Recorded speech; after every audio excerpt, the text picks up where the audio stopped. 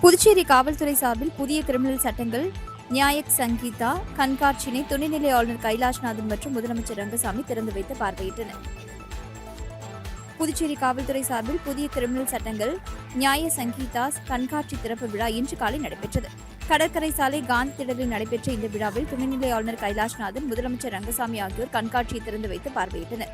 கண்காட்சியில் புதிய கிரிமினல் சட்டங்களின் நடைமுறை, காவல்துறையின் செயல்பாடு, கடந்த 12 ஆண்டு காலத்தில் அறிமுகம் செய்யப்பட்ட பாரத பிரதமரின் மக்கள் நலத் திட்டங்கள் குறித்த கண்காட்சி இடம்பெற்றிருந்தது. மேலும் காவல்துறை, நீதிமன்றம் உள்ளிட்ட செயல்பாடுகள் குறித்த விளக்கங்களும் காண்பிக்கப்பட்டது. இன்று மற்றும் நாளை நடைபெறக்கூடிய இக்கண்காட்சிகளை பொதுமக்கள் கண்டு சட்டம் மற்றும் நீதி குறித்த புதுச்சேரியில் ஆதார் சேவை மையத்தை மாநில முதல்வர் ரங்கசாமி திறந்து வைத்தார். இந்திய தனித்துவ அடையாள ஆணையத்தின் ஆதார் சேவை மையம் புதுச்சேரி முதலியார்பேட்டை உளுந்தூர்பாளையத்தில் அமைக்கப்பட்டுள்ளது. இதை முதல்வர் ரங்கசாமி திறந்து வைத்தார். அப்பொழுது ஆதார் சேவைகள் குறித்த திட்டம் மற்றும் ஆராய்ச்சி துறையில் உருவாக்கப்பட்டுள்ள விழிப்புணர்வு காணொலிகளை ஆங்கிலம், தமிழ், மலையாளம் மற்றும் தெலுங்கு ஆகிய மொழிகளில் முதல்வர் ரங்கசாமி வெளியிட்டார். எம்எல்ஏ அழகு என்கிற அழகானந்தம், அரசின் சுகாதாரம் மற்றும் தகவல் தொழில்நுட்ப செயலர் முகமது யாசின் சௌத்ரி, மாவட்ட ஆட்சியர் குலோத்துங்கன், இந்திய தனித்துவ அடையாள ஆணையத்தின் பெங்களூரு மண்டல அலுவலகத்தின் துணை பொது இயக்குநர் அன்னி ஜாய்ஸ், இயக்குநர் பவன்குமார் பஹாவா ஆகியோர் கலந்து கொண்டனர். இந்த மையத்தில் குறை தீர்க்கும் வழிமுறையும் சேர்க்கப்பட்டுள்ளது. மேலும் இந்த மையம் தீராத நோயால் பாதிக்கப்பட்டவர்கள், படுக்கையிலிருந்தே எழ முடியாதவர்கள் மற்றும் முதியோர்களுக்கு அவர்களின் இருப்பிடத்திற்கே சென்று ஆதார் சேவைகளை வழங்க உள்ளது. தமிழக முதலமைச்சர் ஜோசப் விஜய் பிறந்தநாளை முன்னிட்டு 1000 பேருக்கு நலத்திட்ட உதவிகள் வழங்கப்பட்டன. தமிழக முதலமைச்சரும் தமிழக வெற்றி கழகத்தின் தலைவருமான தளபதி ஜோசப் விஜயின் பிறந்தநாளை முன்னிட்டு நலத்திட்ட உதவிகள் வழங்கும் விழா புதுச்சேரி நெல்லித்தோப்பு தொகுதிக்குட்பட்ட கஸ்தூரிபாய் நகரில் நடைபெற்றது. தாரகை அறக்கட்டளையின் நிறுவனரும் தமிழக வெற்றி கழக பிரமுகருமான மகேந்திரனின் ஏற்பாட்டில் நடைபெற்ற நிகழ்ச்சியில் பொதுமக்களின் நலனை கருத்தில் கொண்டு சுமார் 1000 பேருக்கு பல்வேறு நலத்திட்ட உதவிகள் வழங்கப்பட்டன. மேலும் பள்ளி மாணவ மாணவியர்களுக்கு நோட்டு புத்தகங்கள், பேனா, பென்சில்கள் வழங்கப்பட்டன. நெல்லித்தோப்பு தொகுதியைச் சேர்ந்த மகளிருக்கு புடவை மற்றும் சர்க்கரை வழங்கப்பட்டதுடன் அவர்களுக்காக கோலப்போட்டி உள்ளிட்ட பல்வேறு நிகழ்ச்சிகள் நடத்தப்பட்டு வெற்றி பெற்றவர்களுக்கு பரிசுகளும் வழங்கப்பட்டன.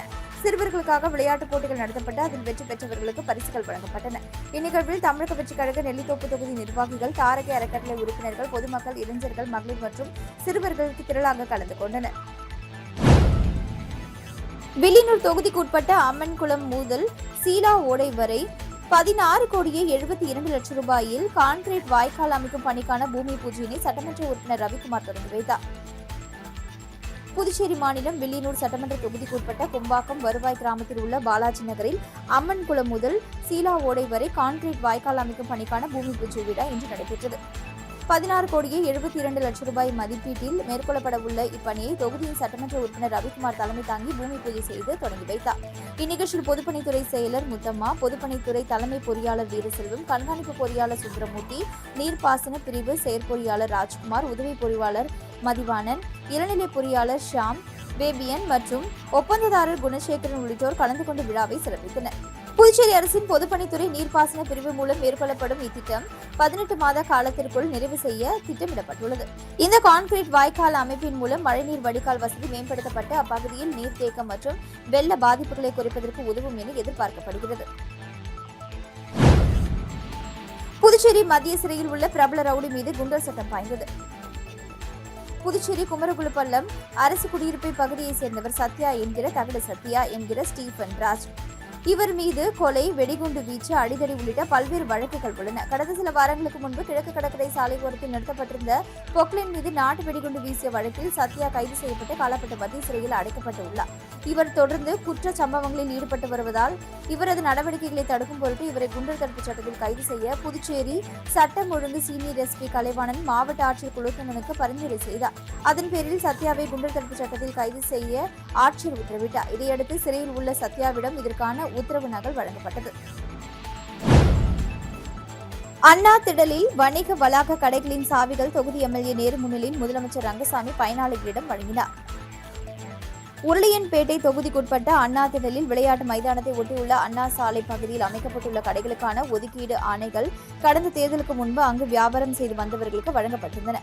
அதனைத் தொடர்ந்து கடைகளின் சாவிகள் இன்று புதுச்சேரி சட்டப்பேரவையில் முதலமைச்சர் ரங்கசாமி மற்றும் உருளையன்பேட்டை தொகுதி சட்டமன்ற உறுப்பினர் நேரு ஆகியோரால் பயனாளிகளுக்கு வழங்கப்பட்டன. இந்நிகழ்ச்சியில் புதுச்சேரி நகராட்சி ஆணையர் ஸ்ரீஜித், வருவாய் அதிகாரிகள் பிரபாகரன், சிவா, இளங்கோ உள்ளிட்ட அதிகாரிகள், ஊழியர்கள் மற்றும் வியாபாரிகள் கலந்து கொண்டனர். கடைகளின் சாவிகளை பெற்றுக்கொண்ட வியாபாரிகள் முதலமைச்சர் ரங்கசாமி மற்றும் எம்எல்ஏ நேரு ஆகியோருக்கு நன்றி தெரிவித்தனர்.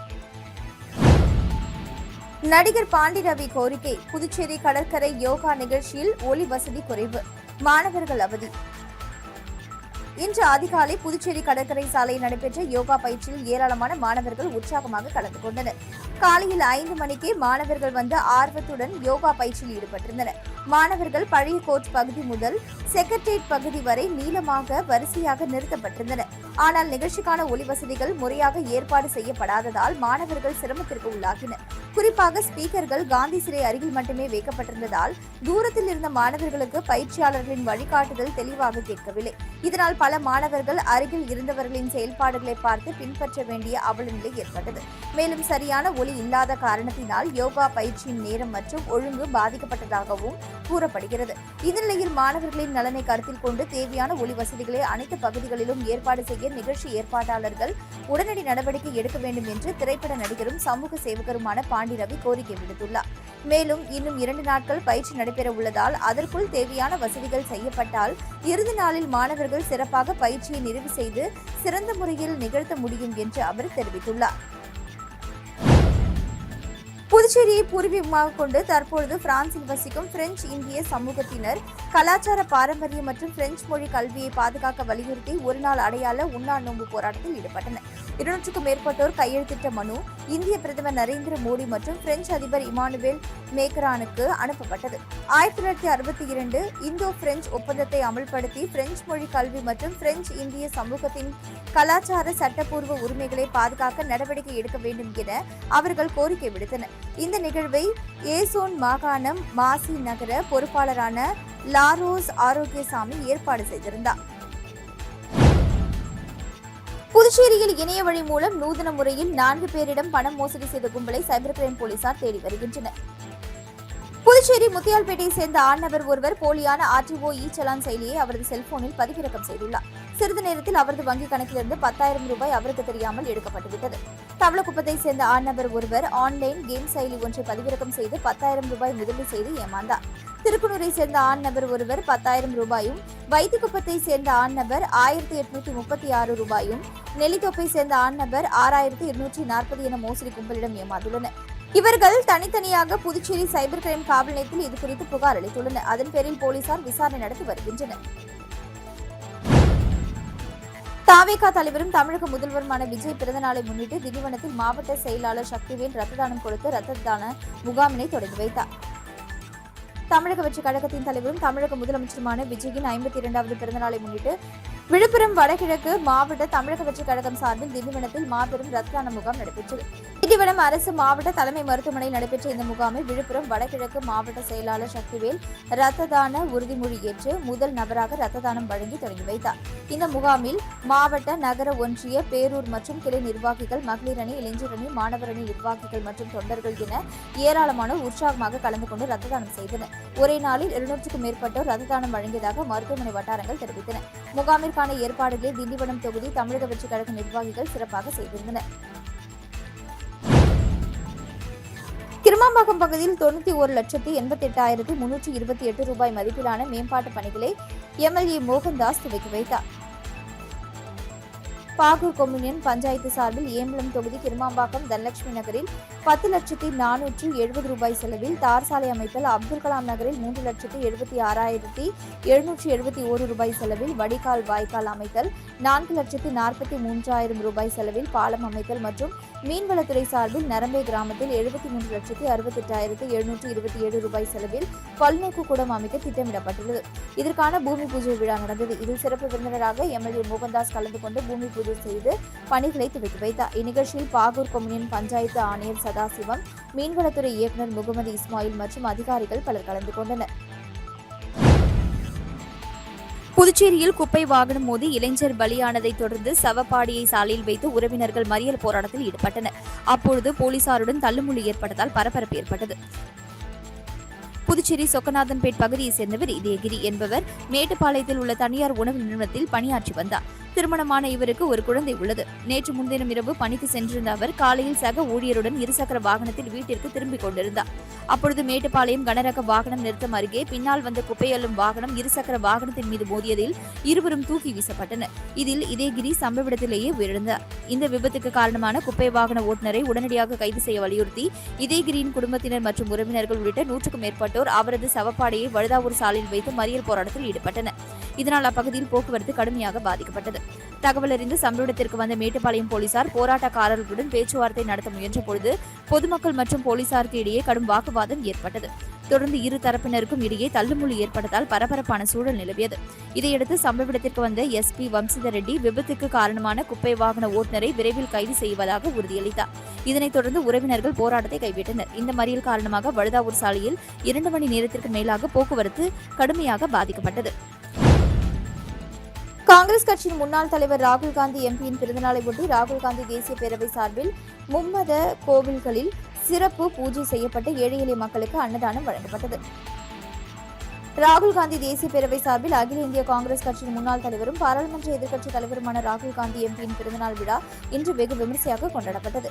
ராகுல் காந்தி தேசிய பேரவை RE சேகர் தலைமையில் பேரவை துணைத் தலைவர் திரு வெங்கடம், வழக்கறிஞர் மருது பாண்டியன் ஆகியோர் முன்னிலையில் முதல் நிகழ்வாக மணக்குள விநாயகர் ஆலயத்தில் சிறப்பு பூஜை செய்யப்பட்டு பக்தர்களுக்கு பிரசாதம் வழங்கப்பட்டது. அதனைத் தொடர்ந்து ரயில்வே நிலையம் அருகே உள்ள தூய இருதய ஆண்டவர் ஆலயத்தில் சிறப்பு பிரார்த்தனையும், முல்லா வீதியில் உள்ள தர்காவில் சிறப்பு தொழுகையும் நடைபெற்றது. இந்த 3 நிகழ்ச்சிகளிலும் சிறப்பு விருந்தினர்களாக காங்கிரஸ் கட்சியின் மாநில தலைவர் MP வைத்திலிங்கம், முன்னாள் முதலமைச்சர் நாராயணசாமி, சட்டமன்ற உறுப்பினர் கார்த்திகேயன் மற்றும் முன்னாள் அமைச்சர்கள் கந்தசாமி, ஷாஜகான், முன்னாள் சட்டமன்ற உறுப்பினர்கள் வைத்தியநாதன், அனந்தராமன், சிவசங்கரன் உட்பட நிர்வாகிகள் கலந்து கொண்டனர். இதன் பின்னர் அண்ணா சாலையில் ஜெயின் கோயில் எதிரே பிறந்தநாள் கேக் வெட்டி கொண்டாடப்பட்டது. மேலும் ஏழை எளிய மக்களுக்கு அன்னதானம் மற்றும் மழைக்கொடை, இருவருக்கு மாற்றுத்திறனாளிகள் நாற்காலிகள் உட்பட நலத்திட்ட உதவிகள் வழங்கப்பட்டது. இந்நிகழ்வில் காங்கிரஸ் கட்சியை நிர்வாகிகள் கருணாநிதி, அசோகன், தயாளன், ராமலிங்கம், கோவிந்தராஜ், கைலாஷ், சிவசங்கரன், சரவணன், தங்கமணி, சூசேராஜ், ஆனந்த பாபு, வழக்கறிஞர் குமரன், ஜெரால்ட், சார்லஸ், தனுஷ், செந்தில்குமரன், காங்கேயன், புண்ணியமூர்த்தி, குமரன், ஐயப்பன், பாபுலால், ஆறுமுகம், அசோக், ராஜா, ரவிச்சந்திரன், ஜெகதீஷ், கிருஷ்ணன், பாகூர் கோபு, ஆறுமுகம், காலாப்பட்டு வேலு, மங்களம் விநாயகம், அமுதரசன், புஷ்பராஜ், கோவிந்தன் மற்றும் மகளிர் காங்கிரஸ் நிர்வாகிகள் பஞ்சகாந்தி, விஜயகுமாரி, ஜெயலட்சுமி, முத்தமிழ், பொன்னி, சாந்தி, சித்ரா உள்ளிட்ட பலர் கலந்து கொண்டனர். செல்லிப்பட்டு அரசு உயர்நிலைப் பள்ளியில் பயிலும் மாணவர்களுக்கு இலவச பாடப்புத்தகங்கள், புத்தக பைகள் தொகுதி MLA சரவணகுமார் வழங்கினார். புதுச்சேரி மாநிலம் திருபுவனை சட்டமன்ற தொகுதிக்குட்பட்ட செல்லிப்பட்டு அரசு உயர்நிலைப் பள்ளியில் மாணவர்களுக்கு அரசு சார்பில் வழங்கப்படும் இலவச பாடப்புத்தகங்கள் மற்றும் புத்தக பைகள் வழங்கும் நிகழ்ச்சி நடைபெற்றது. இந்நிகழ்ச்சியில் திருபுவனை தொகுதி சட்டமன்ற உறுப்பினர் சரவணகுமார் கலந்து கொண்டு தலைமை தாங்கி மாணவர்களுக்கிடையே சிறப்புரையாற்றினார். தொடர்ந்து 1ஆம் வகுப்பு முதல் 10ஆம் வகுப்பு வரை பயிலும் மாணவர்களுக்கு அரசு சார்பில் வழங்கப்படும் இலவச பாடப்புத்தகங்கள் மற்றும் புத்தக பைகள் வழங்கி கல்வியாண்டை தொடங்கி வைத்தார். மேலும் பள்ளியின் தலைமை ஆசிரியர் அனைவரையும் வரவேற்றார். நிகழ்ச்சிக்கான ஏற்பாடுகளை ஆசிரியர்கள் மற்றும் மாணவர்கள் சிறப்பாக செய்திருந்தனர்.